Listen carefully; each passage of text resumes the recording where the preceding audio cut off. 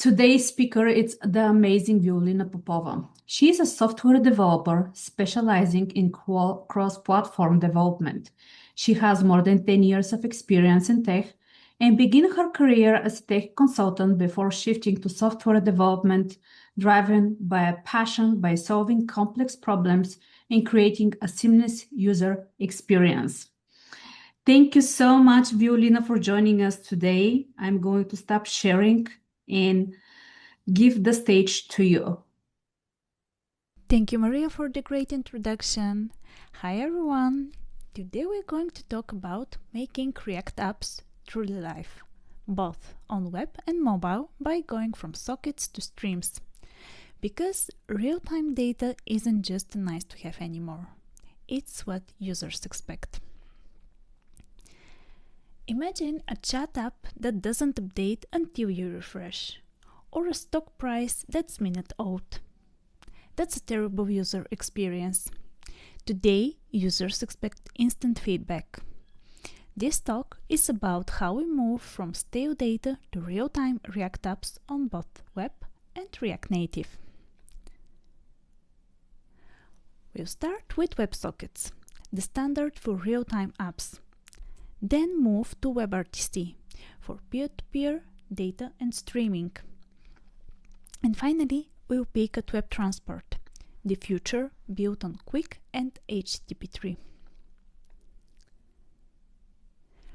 React today powers about 45% of modern frontends, and that number keeps growing. React Native adoption is also accelerating, especially for hybrid teams that want to share logic between web and mobile. So when we talk about real-time patterns, they are not just for one environment. They have to work across both. Of course, the challenges are different. On the web, browsers can be unpredictable.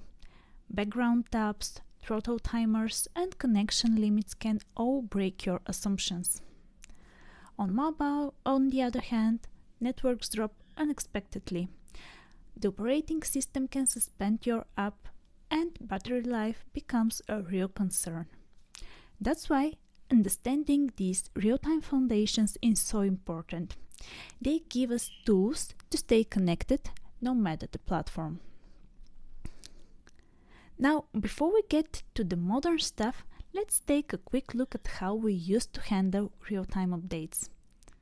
Because understanding where we came from makes it clear why polling had to die. Polling used to mean constantly asking the server for updates, wasting bandwidth and server cycles. Modern apps keep a persistent bidirectional connection open. Updates flow automatically in real time. That's where WebSockets shine. WebSockets connection have a specific WebSocket URL. There are two types of WebSocket schemes. These are WS for unencrypted connections and WSS for encrypted connections. WebSocket communication begins with an HTTP request initiated by the client to the server. The WebSocket connection is established through an initial HTTP handshake in which the client requests and the server agrees to upgrade the protocol.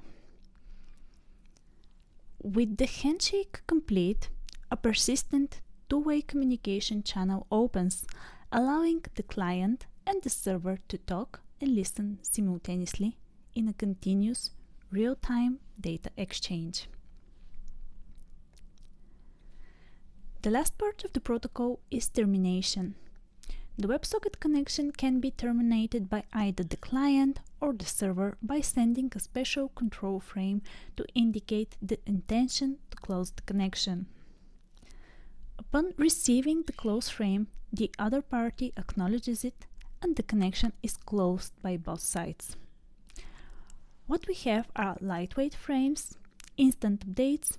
It's the backbone for chat apps, notifications, live feeds, and more. In real-world apps, though, reliability is key. If your connection drops on mobile, you need to auto reconnect strategy, and backup intervals. In React, we can create a WebSocket connection in just a few lines. It is as simple as calling a single constructor. By calling WebSocket and passing the address in the server, the connection will be attempted automatically for you. If the connection is successful, then a WebSocket object will be returned for you to use later on.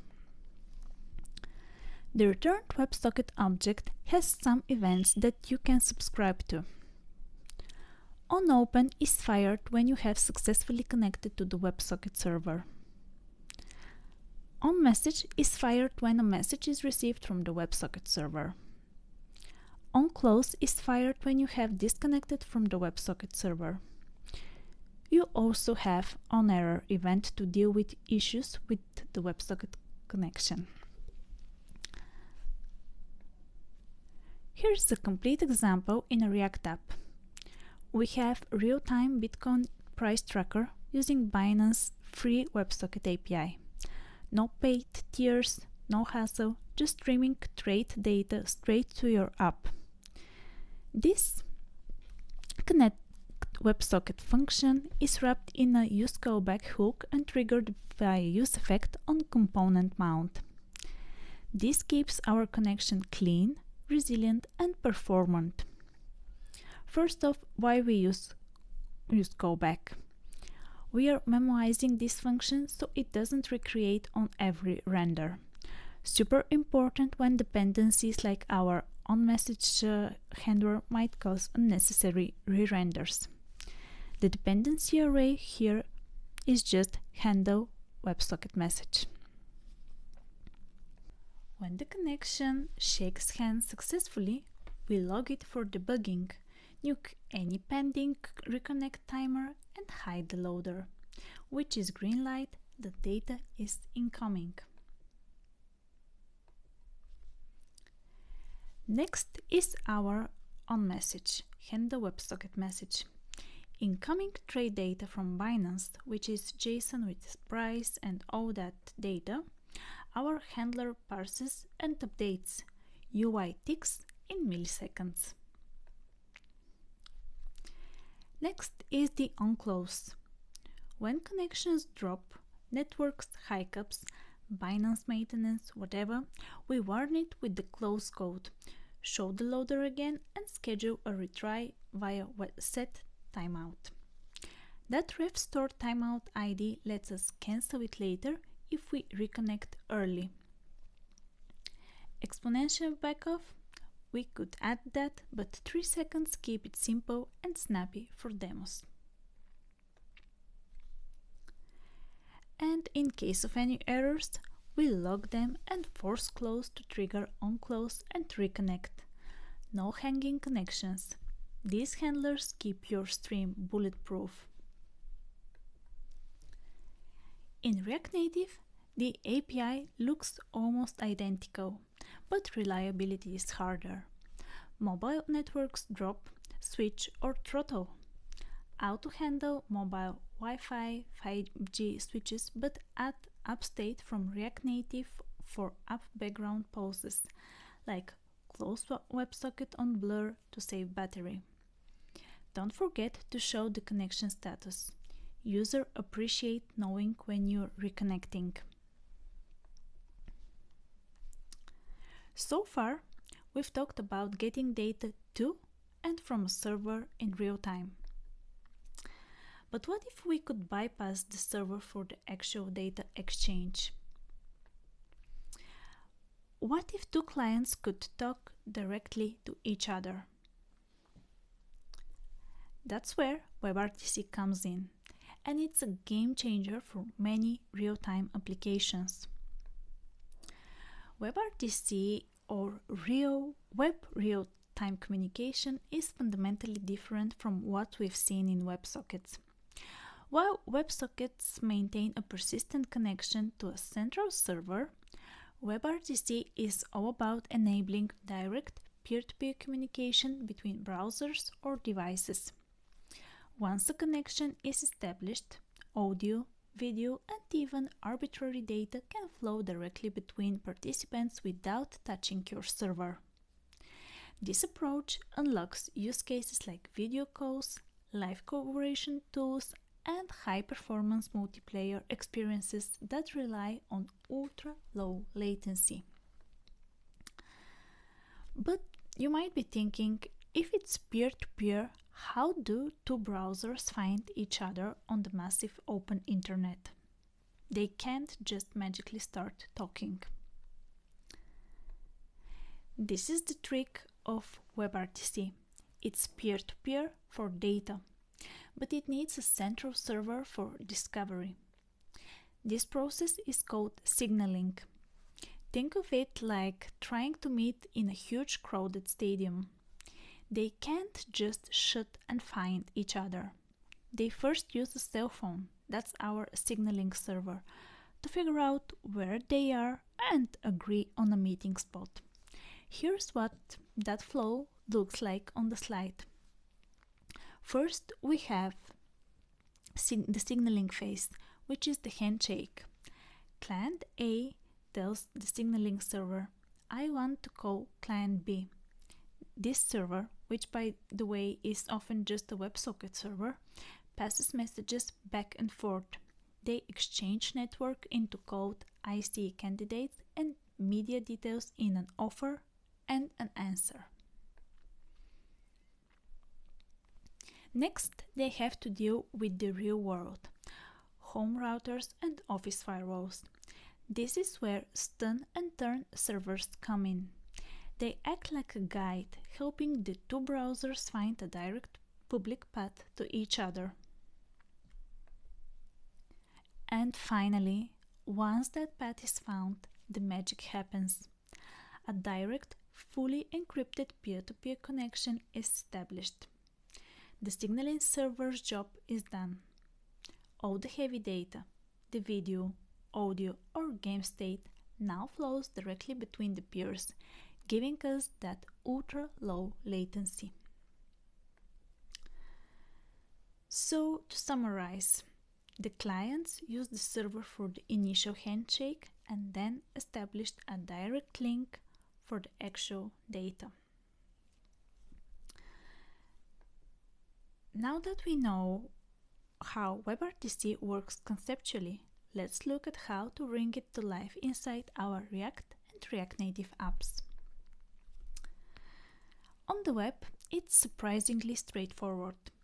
Browsers already expose the RTC Peer Connection API, so you can start building peer-to-peer connections right out of the box. You can create local streams, attach them to video elements, and handle data channels without installing anything extra. In React Native, it's a bit different. Since there's no browser engine under the hood, we need a bridge to the native APIs. That's where the React Native WebRTC library comes in. It provides a polyfill for the same browser APIs, so your React and React Native code can actually share much of the same logic. Of course, the biggest challenge is signaling. WebRTC doesn't include that part. You still need to implement a separate signaling channel, typically using WebSockets or an existing backend, to exchange the sessions descriptions and IC candidates that help peers find and connect to each other.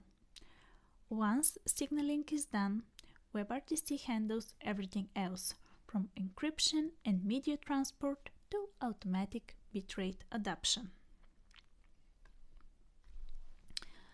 So, in short, the web gives you WebRTC natively.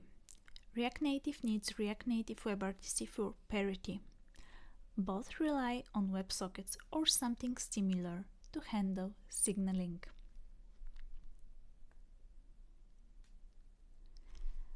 Now that we know how WebRTC works conceptually, let's look at how to bring it to life inside our React and React Native apps.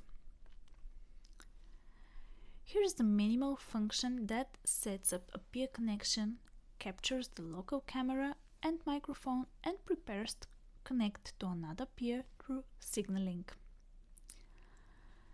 We begin by creating a new RTCP peer connection. This is the heart of WebRTC. It manages the network channels and media stream between peers. Next, we grab access to the user's camera and microphone using navigator.mediadevices.getUserMedia. Once that stream comes back, we attach it to a local video element so we can see our own preview. Then, we take each track from that stream and add it to the connection. This tells WebRTC what media we want to send to the other side. On the receiving end, we listen for on-track events. Whenever the remote peer sends us audio or video, we attach that incoming stream to another video element. That's how you get real-time video rendering directly in the browser. Finally, we create an SDP offer.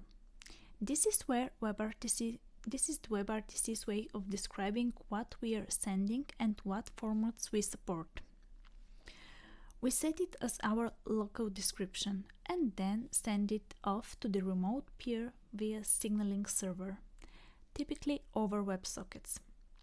Once the remote site replies with their own SDP, we set it as our remote description, and just like that, you have a working peer connection. So this small snippet captures the essence of WebRTC on the web. Access local media, establish a connection, and exchange metadata via signaling. Now let's take a look at how this translates into React Native. In a browser, we had access to the built-in WebRTC APIs, things like RTC peer connection and getUserMedia. But in React Native, we don't have a browser runtime, so we need a library that bridges those same capabilities to native iOS and Android APIs. That's where React Native WebRTC comes in. It provides the same API surface, just backed by native modules, so the code looks nearly identical. So visually, the architecture is exactly the same as before. We still have the signaling server connecting to peers, but now one side might be a browser and the other a mobile app, both using the same WebRTC negotiation flow. This means you can actually build cross-platform video calls or collaborative tools where your React Native app and your React Web app talk to each other directly over a peer connection. That's the power of a shared real-time architecture. Same logic, different runtimes. Next, let's step back and look at when to use WebRTC versus WebSockets. Because while both enable real-time communication, they solve really different problems. WebSockets are your go-to for client-server communication. Things like chat notifications, live dashboards, or collaborative document edits. They're reliable, efficient, and simple to set up. On the other hand, WebRTC is all about peer-to-peer connectivity, streaming audio, video, or even raw data directly between devices. It's the backbone of video conferencing tools, live collaboration, and real-time multiplayer games. In short, if your data flows through a server, WebSockets shine. If your data flows between users directly, WebRTC is the right choice. Just keep in mind, WebRTC's setup is trickier.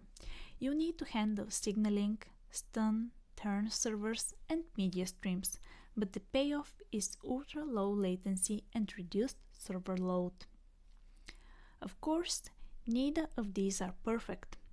WebSockets can get stuck behind TCP's reliability model, and WebRTC can be overkill if you just need data sync. That's where the next evolution in real-time transport comes in. WebTransport, powered by the Quick protocol and HTTP3.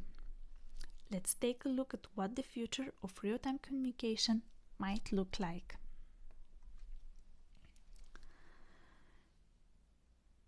So we've looked at WebSockets and WebRTC, the real-time pillars, but browsers are moving forward. With HTTP3 and Quick, we get a new protocol, WebTransport. It's like the spiritual successor of WebSockets, but with lower latency, built-in multiplexing, and better congestion control. Here's what is special about WebTransport. It uses HTTP3 and Quick, UDP-based, faster than TCP in many scenarios. Supports bidirectional streaming and unidirectional streams. Can handle datagrams, fire and forget messages like UDP. There is no need to manually split different kinds of messages. You can have multiple streams at the same time. If you're wondering what's this Quick thing I keep hearing about, trust me, I had the same question at first. Here's the Quick version. Quick is the modern transport protocol designed by Google to make internet connections faster and more reliable. Quick runs on UDP. UDP is a fast, connectionless, lightweight transport layer protocol designed for time-sensitive, low-latency communication, but still provides all of the reliability and error correction you expect from a transport protocol.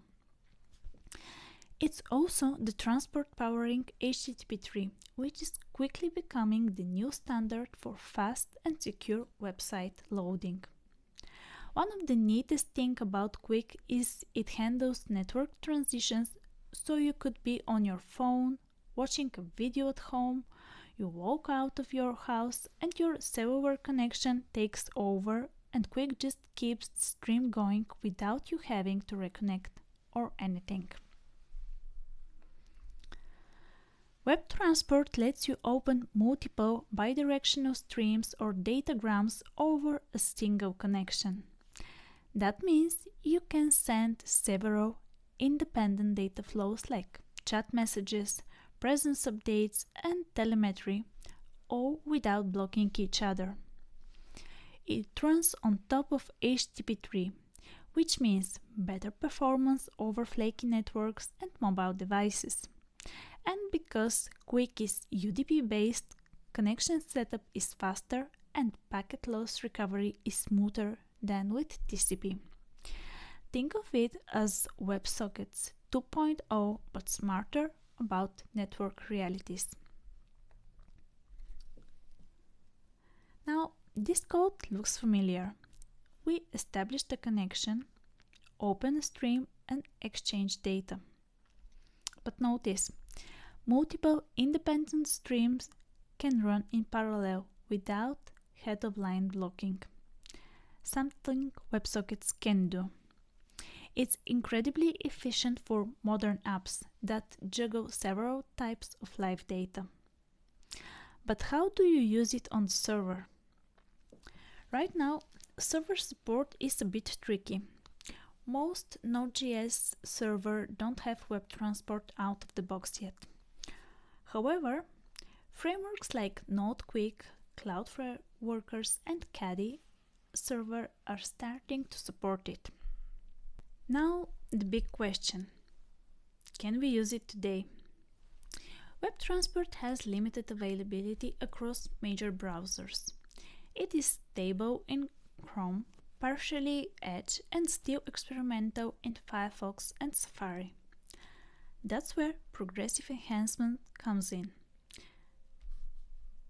This hybrid approach lets you roll out WebTransport for users who have it, while falling back gracefully to WebSockets. It is the perfect strategy for forward-compatible architectures. Now let's summarize. We started with the REST, the request response world, and moved through WebSockets, WebRTC, and finally WebTransport. Each step brought us closer to true real-time, faster, smarter, more adaptive. Whether you're building dashboards, chats, or live streaming apps, the key is picking the protocol that fits and designing for resilience. Because in the end, real-time isn't just about milliseconds, it's about presence. When a user sees their teammate typing, hears their friend's voice instantly, or watches the live score update, that's the magic of connection.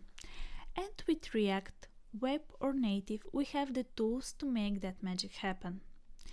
It feels like we're at the start of a new era of real-time apps. In the past, we hacked things together with WebSockets, long polling, even custom UDP solutions. Now, WebTransport gives us native browser support for advanced real-time communication without the hacks. It's still early days, but it's worth learning how now before it becomes mainstream. Thank you. I'm Violina, and I hope this helps you bring the next generation of connected experiences. Thank you so much, Violina. Your session was amazing. And I'm gonna look for questions. I'm just gonna share quickly the screen. So we are open for questions. If you have a questions, please drop it in the chat. Our session was just amazing, above and beyond. For someone who is not coming from a React Native, I will say it's a little bit a lot information to suck into it. Violina, do you have any advices how beginners can start it, for example? I would suggest to start with experimenting with WebSockets because it's the easiest way. And the example I showed with the open, the free WebSocket from Binance is a great example to visualize data in real time. So definitely start with WebSockets. You can build your chat app, even a chatbot, which is super popular right now. Build it with WebSockets. If you want to add more functionalities like video calling or audio to your app, experiment with WebRTC. And of course, start also experimenting with WebTransport because it's not fully supported yet, but a lot of communities are working and investing in its adoption. So maybe it's about time this to be the successor of WebSockets. Thank you so much. We know that you have a lot of years of experience under your belt. What is your common early mistakes you make and you're gonna suggest we to avoid them? Well, definitely not showing errors in your app while WebSocket is disconnected, because users love to know what's happening. And this could be a common mistake to not show the error state, but we are learning from our mistakes. And yeah, it's good to, in cases when the WebSocket gets disconnected, it's good to show the error state and inform the users. Okay, yeah. I don't see more questions in the chat. I know that all this information might sound overwhelming if you haven't worked with any of the protocols, but once you start to work with it, you understand that it's not that complex at all. Maybe if you have to set the server, but we are front-end developers, most of us, and this is not our job. Ideally, at your company will be other people who will be responsible for the infrastructure. Thank you so much, Violina. It was an amazing session. It's very informative. Yeah, Angie saying great session. Thank you. Thank you everyone for joining us today. Please connect with Violina. And with Frontend Queens, if you're not following us on social media, we're having upcoming events. We're having a trivia. We're having Frontend Fridays. Please support us on social media. Help us grow. Thank you for joining us today. Thank you, Violina, for your time. Thank you, everyone, for joining today.